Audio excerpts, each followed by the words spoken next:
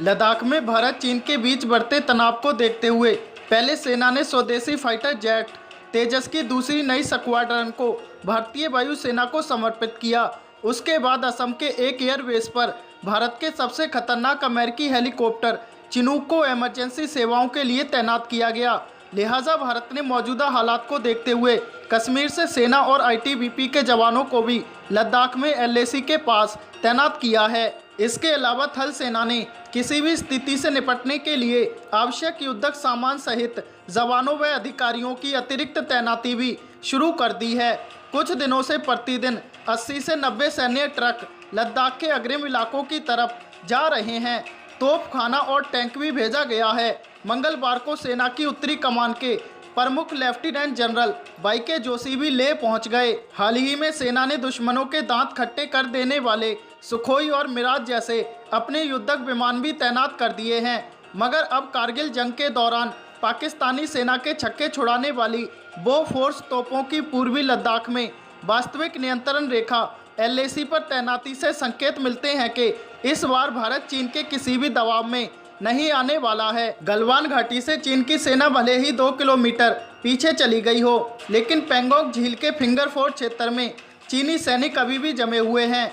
चीन के इतनी आसानी से पीछे हट जाने के पीछे भी उसकी कोई गहरी चाल मानकर भारत भी अपनी तैयारियों में कोई कोर कसर नहीं छोड़ना चाहता। इसी के साथ ही अनंतनाग में हवाई पट्टी का निर्माण चीन की किसी भी दुस्साहस का जवाब देने के लिए भारत की पुख्ता तैयारियों की तरफ इशारा है।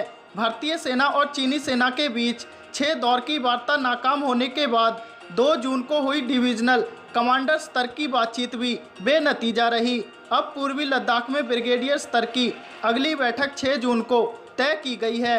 लगातार वार्ता नाकाम होते देख सैन्य विशेषज्ञों का मानना है कि चीन बातचीत के बहाने समय ले रहा है और अंदर ही अंदर अपनी तैयारियां करने में जुटा है। रक्षा मंत्री राजनाथ सिंह ने भी उम्मीद जताई कि 6 जून को फिर दोनों सेनाओं के वरिष्ठ अधिकारियों के स्तर पर होने वाली बातचीत में विवाद का कुछ न कुछ हल जरूर निकलेगा। इस बैठक में दोनों सेनाओं के लेफ्टिनेंट जनरल रैंक के अधिकारी हिस्सा लेंगे। इस बैठक को भारत की तरफ से लेह स्थित 14 कॉर्प कमांडर का डेलीगेशन लीड करेगा। इससे पहले ही लद्दाख की गलवान घाटी में चीन की सेनाएं करीब 2 किलोमीटर पीछे हट गई हैं। इसके बाद भारत के सैनिक भी पीछे हटे ज़रूर हैं, लेकिन पूरी तरह सतर्क हैं। यहाँ के फिंगर 4 इलाके में कई हफ्ते से दोनों देशों की सेनाएं एक दूसरे के सामने डटी हुई थीं। चीन भले ही गलवान घाटी से पीछे हट गया हो, लेकिन उसने पेंगोंग त्सो झील के किनारे अपने नियंत्रण वाले इलाके में तोप और भारी हथियार जमा कर रखे हैं। इसी से सतर्क भारत ने लद्दाख में बोफोर्स तोपें तैनात कर दी हैं। बोफोर्स तोप की काबिलियत से देश अच्छी तरह वाकिफ है।